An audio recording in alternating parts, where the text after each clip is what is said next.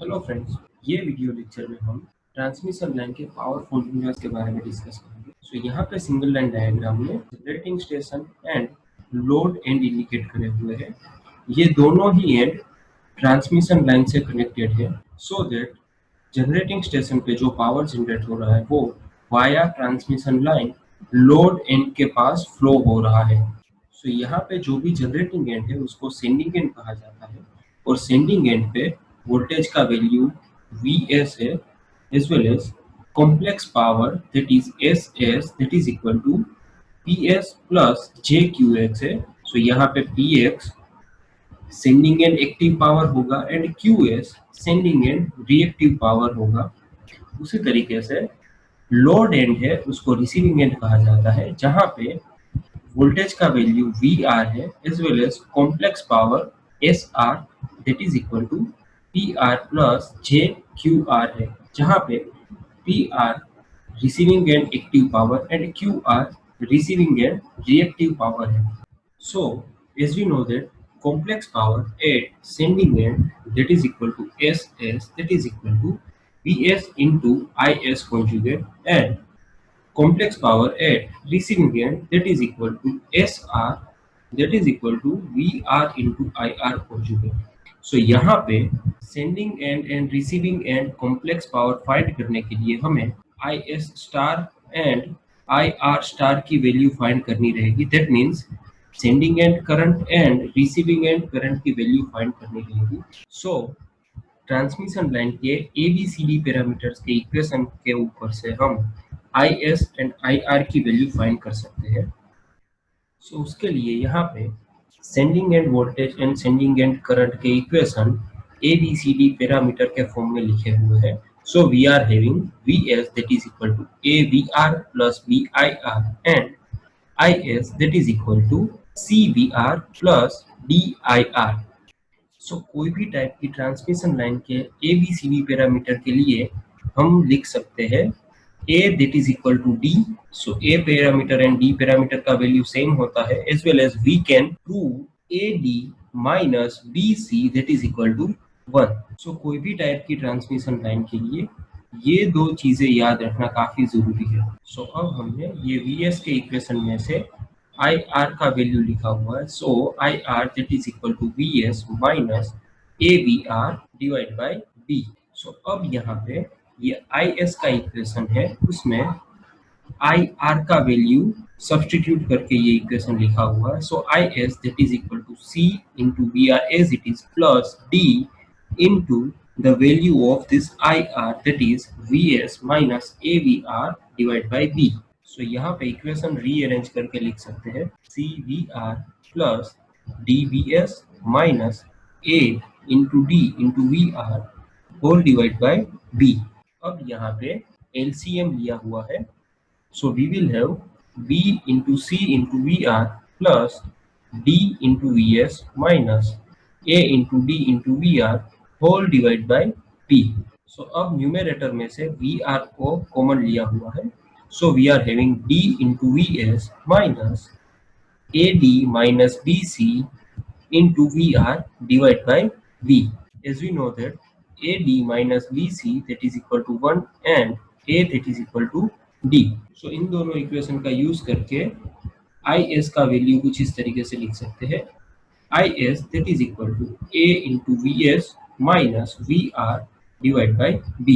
Now we have the IR that is equal to 1 upon V into Vs minus A upon V into VR, that is equation number 1, and IS that is equal to A upon V into Vs minus 1 upon V into VR, that is equation number 2। यहाँ पे equation number 1 and 2 के सारे ही parameters complex form में है, so we need to assume the complex form of each and every parameter। let us assume that VR that is equal to magnitude VR angle 0। we are considering VR as a reference vector, Vs that is equal to Vs angle delta, D parameter that is equal to A parameter that is equal to A angle alpha, and B parameter that is equal to B angle beta। Complex form में IR and IS का equation कुछ इस तरीके से लिख सकते हैं So IR that is equal to VS by V angle delta minus beta minus A into VR upon V angle alpha minus beta. That is equation number 3. And IS that is equal to A into VS upon V angle alpha plus delta minus beta minus VR upon V angle minus beta. That is equation number 4. So अब हम I R and I S का conjugate value find करते हैं जहां पे angle का sign change हो जाता है. So we are having I R conjugate that is equal to V S upon B angle beta minus delta minus A into V R upon B angle beta minus alpha. That is equation number 5. And IS conjugate that is equal to A into VS upon B angle beta minus alpha minus delta minus VR upon B angle beta. That is equation number 6. So now we are having the values of IR conjugate and IS conjugate. So we can substitute the value of IS star and IR star over here, and we can find the equation of sending end power and receiving end power in complex term. So we are having complex power at receiving end, that is SR that is equal to PR plus JQR, and that is equal to VR into IR star. So we need to substitute the value of IR star from the equation number 5. So we are having power at receiving end SR that is equal to VR angle 0 into the value of this IR. So after rearranging, we are having the value of SR that is equal to Vs into VR upon B angle beta minus delta minus A into VR square upon B angle beta minus alpha. That is equation number 7. Now the complex power at sending end. So SS that is equal to PS plus JQS, and that is equal to VS into IS star. So ये IS star का value equation number 6 में से substitute करते हैं. So we are having SS that is equal to VS angle delta into value of IS star. So after rearranging, we are having sending end power SS that is equal to A into Vs square upon B angle beta minus alpha minus Vs into Vr upon B angle beta plus delta. That is equation number 8. अभी हम equation number 7 और 8 angle के sign और cosine value रख के receiving end as well as sending end पे active and reactive power का value find कर सकते हैं, और वो कुछ इस तरीके से है. So the real power at receiving end P R that is equal to V into V R upon B cos beta minus delta minus a into VR square upon b cos beta minus alpha. It is equation number 9a. Now reactive power at receiving end, that is QR that is equal to Vs into VR by b sin beta minus delta minus a into VR square upon b into sin beta minus delta. That is equation number 9b. Similar way में हम sending end पे real power का equation लिख सकते हैं PS that is equal to A into Vs square upon B into cos beta minus alpha minus Vs into Vr upon B cos beta plus delta. That is equation number 10a. And reactive power at sending end QS that is equal to A into Vs square upon B sin beta minus alpha minus Vs into Vr upon B sin beta plus delta. That is equation number 10b. So this equation number 9 and 10 are the equation of real and reactive power at receiving end and at sending end respectively.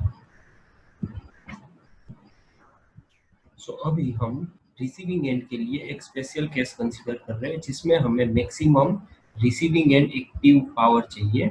सो यहाँ पे P R का equation लिखा हुआ है जो है equation number 9 है. सो ये इक्वेशन में पी आर का मैक्सिमम वैल्यू चाहिए। सो पी आर का वैल्यू मैक्सिमम करने के लिए हमारे पास दो ऑप्शन है।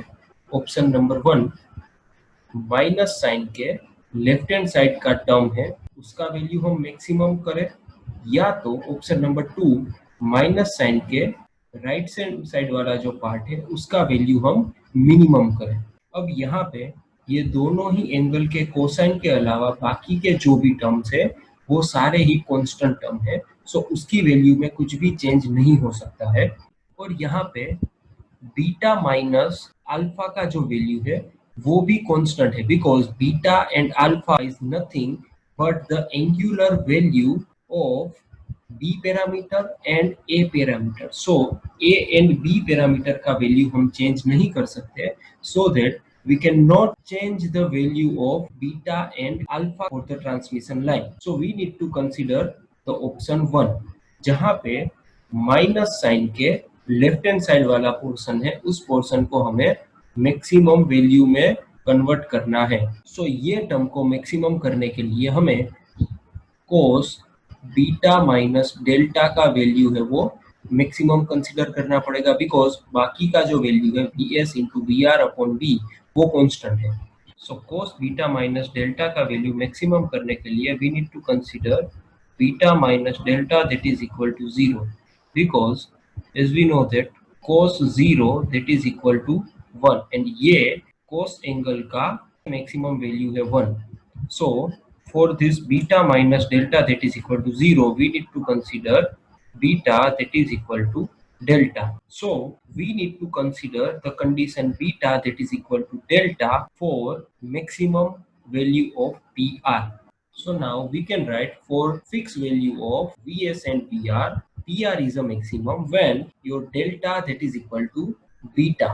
So now ये condition पे हमारा receiving end active power का maximum value PR maximum that is equal to Vs into Vr upon B minus A into Vr square upon B cos beta minus alpha, and उसी particular condition पे corresponding reactive power का value है Q R that is equal to minus A into V R square upon B sine beta minus alpha. So now we are having second specific case, that is power transfer over a short transmission line. So यहाँ पे हमें short transmission line के A B C D parameter को consider करना पड़ेगा.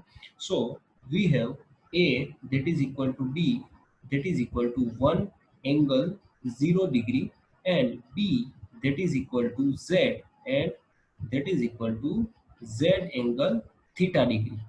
सो ये दोनों ही value को हम equation number 9a and 9b में सब्स्टिट्यूट करके फिर से लिख सकते हैं. So after substituting the values of a and b into the equation number 9a and 9b, we are having PR that is equal to Vs VR upon Z into cos theta minus delta minus VR square upon Z cos theta, that is equation number 11a, and QR that is equal to Vs VR upon Z sin theta minus delta minus VR square upon Z sin theta, that is equation number 11b. So now as we know that the value of resistance for the short transmission line is very less as compared to the inductive reactance, so we can neglect the resistance. So when we are neglecting the resistance, we will have Z that is equal to X and theta that is equal to 90 degree, because यहाँ पे अब सिर्फ inductive reactance का portion ही बचा है. So equation number 11a and 11b में Z that is equal to X that is inductive reactance and theta that is equal to 90 degree रख के हम इक्वेशन फिर से लिख सकते हैं.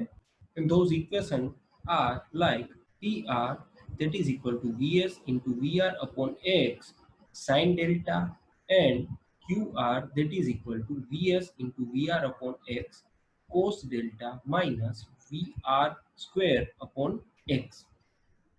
सो ये वीडियो लेक्चर के सेशन में हमने receiving end and sending end के पास रियल एंड रिएक्टिव पावर के इक्वेशन फाइंड करे हैं जो कि equation number 9 A and B as well as equation number 10 A and B में मिल रहे हैं, as well as receiving end के लिए हमने दो स्पेसिफिक केसेस कंसीडर करे हुए हैं। So with this, we have ended the video lecture series of transmission line modeling and performance. Thank you for watching the videos.